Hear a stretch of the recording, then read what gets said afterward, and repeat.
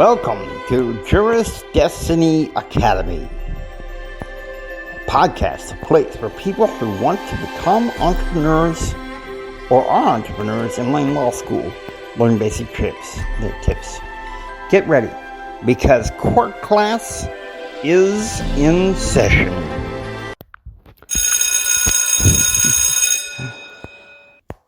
Thank you, ladies and gentlemen. Hopefully when I get back to my home studio, which will be soon, I can start using my makeshift gavel instead of having to use the bell to start class. Anyway, we're going on to Chapter 5. Can you believe it?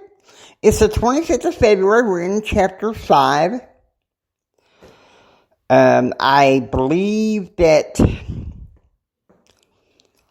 Honestly, I don't know. It's going to be a while, I think, before we can jump forward to Chapter 6. So we'll probably deal a little bit with Chapter 5.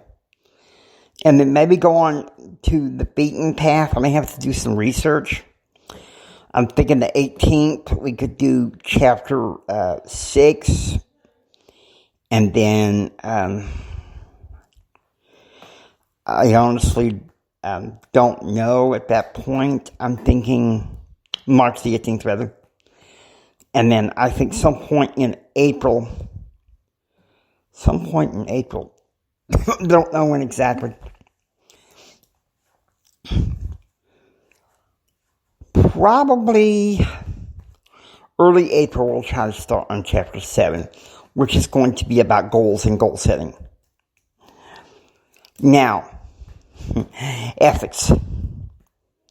Now, those of you in first year law school, I'm not sure if it is part of your coursework, but I know in general it's a second year requirement in law school that you could possibly choose, and I highly recommend it if you want to be a successful entrepreneur. The course is called Professional Responsibility. And what you do is you go through the ABA Code of Ethics and you study it and everything. Here's the thing. Each profession has its own code of ethics. And if we don't, well, you should have your own personal code of ethics to help you deal with these things. Now, when I wrote the book, The Winning Personality, a friend of mine that proofread me, he said that when I was talking about ethics, I was going into murky waters here, and I can understand why it could be that way. But let's be real, okay? Let's be real. When I'm talking about ethics, I mean standards, values, no doubt. I think about John C. Maxwell in his book, Dr. John C. Maxwell in his book, There's No Such Thing as Business Ethics. He says, his thesis of the whole book is, there's no such thing as business ethics. There is just ethics. And what is the ethics? The golden rule. As it says, I know I don't normally get spiritual on this particular podcast, but Matthew chapter 7, I'm not sure which verse. And as ye would have others do unto you, do ye even so to them, for such is the law and the prophets. Do unto others as you would have them do unto you. I had a neighbor that used to drive me to Christian school, a couple of times, and she was with from another faith persuasion, and she talked to me quite a bit about the golden rule, and it really made a difference in the world. Now, I'm going to tell you something. I realize that this is a murky background. I think your ethics should line up with your morals. I'm just telling you the truth. And if you don't really have a belief in something beyond yourself, I'm sorry. The name of the podcast itself, Juris Destiny, has to mean that you believe in some kind of divine being beyond yourself. Okay? Of course, I believe in God. And the fact of the matter is this.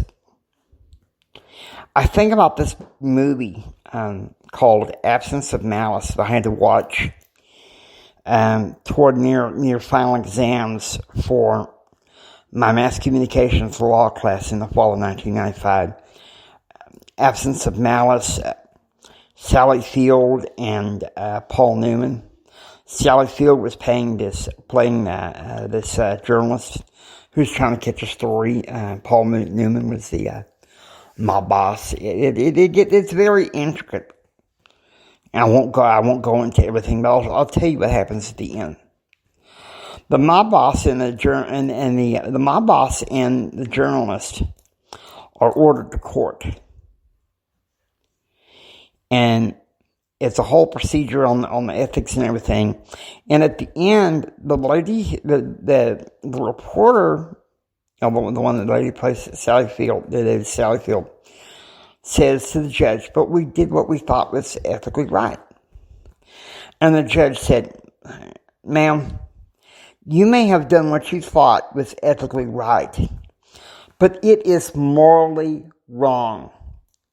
I'm telling you right now, it is morally wrong." So that's why I talk about how your ethics need to be tied into your morals. Now, if you're in law school and say you're wanting to be an entrepreneur in law, then yes, definitely go by the ABA Code of Ethics. But if it's another industry, you look and see whether they have a code of ethics, or just make up your own according to the dictates of your conscience and your morals, okay? Because you need to learn this, okay? Now, I'll be honest with you. I wish I'd gone to law school. Maybe I've had more of a wealth of knowledge. But the fact of the matter is this. Can't cry over spilled milk. Regardless of what happens, if you're crushing it and everything, maybe you've done some things that it's longer time to change, but maybe you have some regrets about something happening back then. Well, use your moral compass and realize that you need to make a change.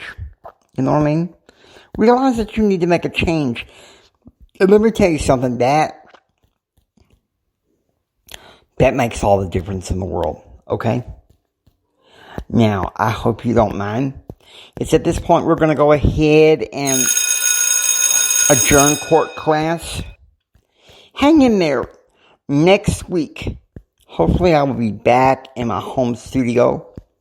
Next week, we will talk about we will probably talk more about some of the basic morals. Hope you enjoyed listening to Juris Destiny Academy. If you like what you hear, please subscribe. Leave a review on Podcast Addict or Spreaker. We'd love to hear from you. Take care and God bless.